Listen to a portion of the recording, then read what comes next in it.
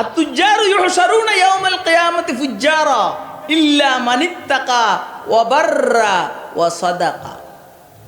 যারা ব্যবসায়ী এদের হাসর হবে ফাজের হিসাবে, গুনাহগার হিসাবে। তবে যদি সে মুত্তাকি হয়, নেককার হয়, সত্যবাদী হয়, ইনশাআল্লাহ তার হাসর হবে নবীদের সাথে, সিদ্দিকদের সাথে, শুহাদাদের সাথে। তাহলে तिजारत ये सिर्फ दुनिया नहीं है, ये दीन भी है। ব্যবসা এটা শুধু দুনিয়া নয়, এটা দিনও।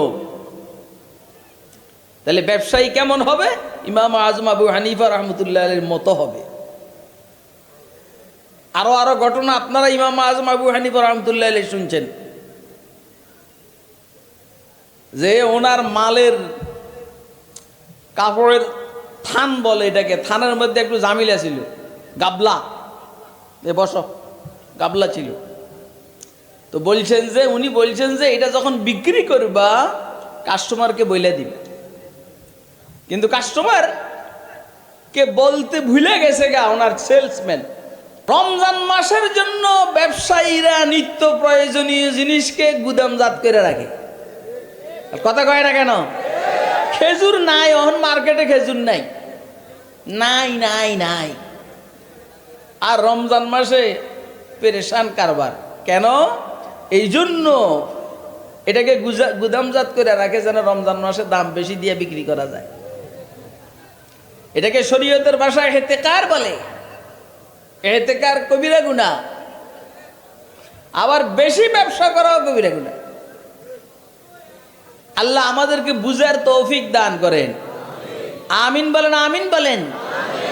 ব্যবসায়ী কেমন হবে, ক্রেতা কেমন হবে, এই বিষয়ে একটু বলি সামান্য, তারপর ওয়াজ করুন। কতক্ষণ ওয়াজ করায় আল্লাহ আমি জানি না। আমাদের মাযহাবের ইমাম আজম আবু হানিফা রাহমাতুল্লাহ আলাইহি বহুত বড় ব্যবসায়ী ছিলেন। উনি বহুত বড় টেক্সটাইলের মালিক ছিলেন। টেক্সটাইল, এই নর্মাল ব্যবসায়ী না। উনি যখন দুনিয়া থেকে যান, ওনার কোষাগারে, ব্যাংক অ্যাকাউন্টে প্রায় 56 কোটি টাকা ছিল। এখন এগুলা কি সব ওনার না কিছু আমানতও আসিল আমার আর জানা নেই। 56 কোটি টাকা তখনকার সময়। উনি ব্যবসা করতেন, কাপড়ের ব্যবসা। একদিন দুপুরে চলে যেতে আছেন, জিজ্ঞেস করা হইল, নোমান আপনি এখন কই যান ব্যবসার সময়? কই দেখো ওয়েদার ভালো না, আকাশ মেঘাচ্ছন্ন, এখন কাস্টমার মালের জন্য আসলে বুঝবে না কোনটা ভালো কোনটা খারাপ, কারণ একটু অন্ধকার। এই জন্য আমি চলে যাইতেছি, আকাশ ভালো হইলে আবার আসবে। আর আমাকে দোকানদারেরা কাস্টমার আসার আগে দোকান থেকে অন্ধকার, কাস্টমার আসলে হঠাৎ করে ঝিকঝিক শুরু করে। বাংলাদেশি পুলিশটার কাপড়ে মনে হয় যেন জাপানি সুতি। কথা কয় না কেন? এরকম হয় কি হয় না? এটা হলো দোকান। আল্লাহ আমাদেরকে বিষয়গুলো বুঝার তৌফিক দান করুন। এই জন্য রসুল বলছেন, আত-তুজ্জার ইউহশারুনা ইয়াওমাল কিয়ামাতি ফুজ্জারা ইল্লা মানিত্তাকা ওয়া বাররা ওয়া সাদাকা। হুজুর বলছেন ব্যবসায়ী এদের হাসর হবে ফাজির হিসাবে, গুনাহগার হিসাবে। তুজ্জার ইউহশারুনা ইয়াওমাল কিয়ামাতি ফুজ্জারা। তো ব্যবসায়ীদের হাসর হবে ফাজিরদের সাথে, গুনাহ। এদিকে খেয়াল করো। আত-তুজ্জারু ইউহশারুনা ইয়াওমাল কিয়ামাতি, আপনারা বিরক্ত হইতেছেন না তো? আত-তুজ্জারু ইউহশারুনা ইয়াওমাল কিয়ামাতি ফুজ্জারা ইল্লা মানিত্তাকা ওয়া বাররা ওয়া সাদাকা। যারা ব্যবসায়ী এদের হাসর হবে ফাজির হিসাবে, গুনাহগার হিসাবে। তবে যদি সে মুত্তাকি হয়, নেককার হয়, সত্যবাদী হয়, ইনশাআল্লাহ তার হাসর হবে নবীদের সাথে, সিদ্দিকদের সাথে, শুহাদাদের সাথে। তাহলে तिजारत ये सिर्फ दुनिया नहीं है, ये दीन भी है। ব্যবসা এটা শুধু দুনিয়া নয়, এটা দিনও। তাহলে ব্যবসায়ী কেমন হবে? ইমাম আজম আবু হানিফা রাহমাতুল্লাহ আলাইহির মতো হবে। আরো ঘটনা আপনারা ইমাম আজম আবু হানিফা রাহমাতুল্লাহ আলাইহি শুনছেন যে ওনার মালের কাপড়ের থান বলে এটাকে, থানের মধ্যে একটু জামিলা ছিল, গাবলা, বসো, গাবলা ছিল। তো বলছেন যে উনি বলছেন যে এটা যখন বিক্রি করবা কাস্টমারকে বইলে দিবে, কিন্তু কাস্টমার কে বলতে ভুলে গেছে গা ওনার সেলসম্যান। আইসা জিজ্ঞেস করছেন ওইটা কই, কয় যে এটা তো বিক্রি হয়ে গেছে। কাস্টমারকে বলছ, কয় না ভুলে গেছে। ওই দিনের পুরা বিক্রি ইমাম আজম আবু হানিফা রহমতুল্লাহ আল্লাহ রাস্তা সদকা করে দিছে। কারণ জানা নাই এই থানের টাকা কোনগুলা, সব যদি মিক্সার হয়ে গেছে সবগুলাকে আল্লাহ রাস্তা সদকা করে দিছে। এটা হলো ব্যবসায়ী। কাস্টমারও ঝামেলা করে, কে কর না, কাস্টমার কি করে, করেনি বাবা, করে করে অন দোকানদাররা খুশি হবে। হুজুর কবে যে হুজুর এতক্ষণ আমাকে বানাইছে, আবার কাস্টমারে বানাইতে আছে। এই দোকান থেকে এই দোকানে যাইয়া কাস্টমারে জিজ্ঞেস করে মালিটা কত, কয় এত। এখন কাস্টমারে কি বলে, আরে পাশের দোকানে তো আরো 40 টাকা কম, আপনি 40 টাকা বেশি বলেন কেন। এখন দোকানদারে বলে 40 টাকা না, যদি তুমি 20 টাকাও কমে নিতে পারো তাহলে আমার নিয়ে দাও, আমি 100 পিস কিনুম। এবারে কাস্টমারই কে শুনবেন, কাস্টমারে কয় আচ্ছা এটা বাদ দেন, কত হইলে পাইবেন। আপনারা আমার কথা বুঝেন না, আচ্ছা এটা বাদ দেন, কত হইলে পারবেন। কি রে সোরা, তুই না কইলি 40 টাকা কমিয়ে নেয়, অনকে এটা বাদ দেন, কত হইলে পারবেন।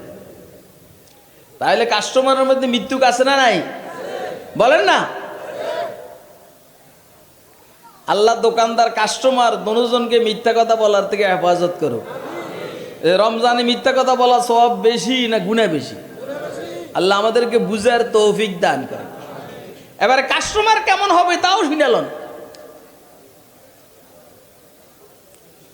জারির ইবনে আব্দুল্লাহ আল বাজালি রাদিয়াল্লাহু তাআলা আনহু রাসূল আকরাম সাল্লাল্লাহু আলাইহি ওয়াসাল্লামের এক সাহাবী, উনি ওনার গোলামরে পাঠাইছেন ঘোড়া খরিদ করার জন্য মদিনার বাজারে। বিরক্ত হন না তো আপনারা? তো মদিনার বাজারে ঘোড়া খরিদ করার জন্য পাঠাইছেন, ঘোড়া কিনছে 300 টাকা দিয়া। দোকানদারও খুশি, কি লেগে খুশি, যে দোকানদার এটা তার এলাকার মার্কেটে বিক্রি করলে 150 টাকা 200 টাকা, মদিনার বাজারে আসার কারণে 300 টাকা, বিশাল ব্যাপার না। হযরত জারির জিজ্ঞাসা করলেন এই ঘোড়ার দাম কত, হযরত 300 টাকা। ঘোড়ার মালিকরে চিনুনি, চিনি, বাজারে চলো, গেছেন, যাই বলছেন ভাই তোমার ঘোড়ার দাম তো আরো বেশি আছে, 400 টাকা দিবা। কাস্টমারে মালের দাম বাড়াইতে আছে, তোমার ঘোড়ার দাম আরো বেশি আছে, 400 টাকা দিবা। আলহামদুলিল্লাহ। আরো বেশি আছে, 500 টাকা দিবা, আলহামদুলিল্লাহ। আরো বেশি আছে, 600 টাকা দিবা, আলহামদুলিল্লাহ। আরো বেশি আছে 700 টাকা, আরো বেশি আছে 800 টাকা। শেষে এটা 800 টাকা দিয়ে খরিদ করছে। এদিকে খেয়াল করেন, বলেন না কত টাকা। কেউ বললেন যে হযরত বিক্রি তো আগে সহি হয়ে গেছে, বায়ে মুশতারি দুজন সন্তুষ্ট চিত্তে যখন বেচা কিনাটা করলো তো বেচা কিনা সহি হইল, আপনি আবেশি দিয়া কিনতে গেলেন কেন। হযরত জরির বলেন দেখো আমি রাসূল আকরাম সাল্লাল্লাহু আলাইহি সাল্লামের হাতে বাইআত গ্রহণ করেছি 3টা বিষয়ে, নামাজ কায়েম করব, যাকাত দিব, মুসলমানের উপকার করব। তো এই ব্যবসায়ী জানে না তার ঘোড়ার দাম মদিনার মার্কেটে কত আছে, ও তো খুশি যে 300 টাকা, গ্রামের বাজারে এটা 200 টাকা, সে তো আরো 10-20টা ঘোড়া নিয়ে আসছে, তাহলে একটাই যদি নাকি 100 টাকা করে হয় তখনকার সময় কত টাকা, সুবহানাল্লাহ রে। কিন্তু আমি তো জানি মদিনার মার্কেটে ঘোড়াটার দাম আছে 800 টাকা। আমি হুজুরের হাতে বায়াত গ্রহণ করেছি, বায়াতুন নবী সাল্লাল্লাহু আলাইহি সাল্লাম আলা ইকামিস সালাহ ওয়া ইতাইজ যাকাত ওয়া নুসহি লিকুল্লি মুসলিম, নামাজ কায়েম করব, যাকাত দিব, মুসলমানের উপকার করব। এই জন্য আমি মুসলমানের উপকার করার জন্য আমারও ক্ষতি হইল না, তারও উপকার হইল, আমি 800 টাকা দিয়া এটা খরিদ করছি। আপনাদের হিসাবে তো 500 টাকা তার লস হয়েছে না, কোনো সে মূল দামটা বিক্রেতাকে দিল। মূল দামটা কারে দিল? আপনারা কি আমার কথা বুঝতেছেন? কে কে বুঝতেছেন দয়া করে হাত উঠাই দেখান তো, মেহরবানি করে। কারো বুঝে না আসলে হাত উঠার দরকার নাই, অথবা কারো যদি প্যারালাইসিস থাকে ওর হাত উঠার দরকার নাই। কেউ হাত উঠালে যদি মনে করে তার প্রেস্টিজে লাগে যে আমি এত বড় শিক্ষিত, আমি হাত উঠাবো কেন? তুই এত বড় শিক্ষিত হলে তোর এনে আই বললে কইছে কেটা? কথা কয় না কেন? অর্থাৎ আমি 2-1টা হাত দেখছি উঠে না, এই জন্য আমি তার মারছি গুতা। আমাকে লগে শিক্ষিতগিরি দেয় না। কোরআনের বরকতে আমাকে মতো জাহেল রে আল্লাহ মেধাবী বানাইয়া দিছে। কথা কয় না কেন? কিসের বরকতে? যাকে আল্লাহ কোরআন দান করেন এই ব্যাগ কল থাকে না, এই মেধাবী হয়। আরে কথা কয় না? পুরা কোরআনের মধ্যে এলেমে ভরা। এটা কলু আল্লাহ দিয়ে কারবালার ওয়াজ করেন না, মানুষ বানাইয়া দেয় আল্লাহ। কোরআন এত দামি জিনিস। একবার আমারে বলছেন, বিএনপির স্থায়ী কমিটির সদস্য তখন খন্দকার মাহবুব সাহেব, আমাদের মোহাম্মদপুরের তখন এমপি ছিল, মোহাম্মদপুরের মাত্রা এত বড়, হ্যাঁ নাই।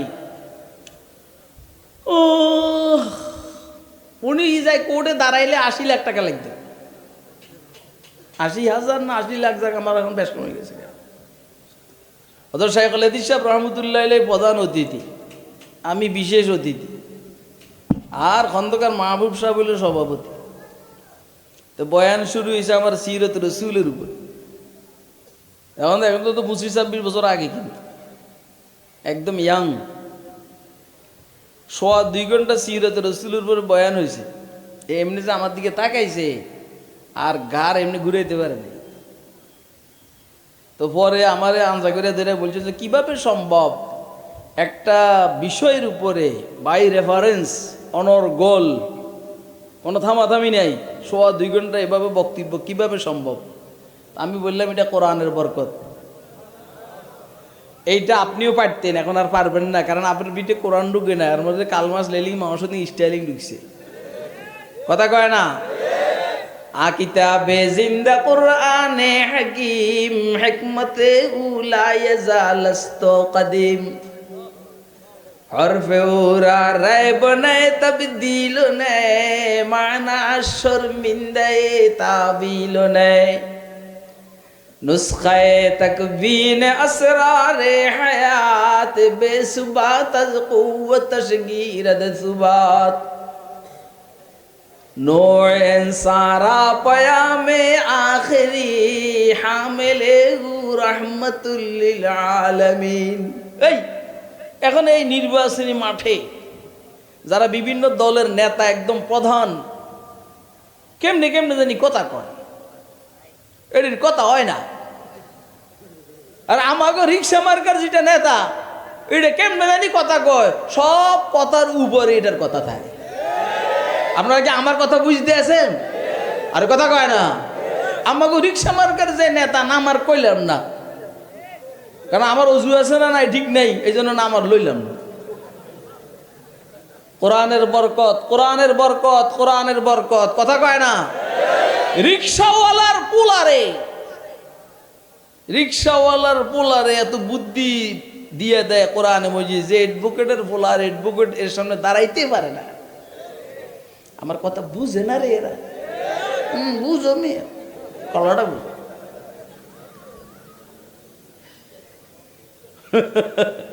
এই জন্য কোরআনওয়ালাদের সাথে সম্পর্ক রাখ।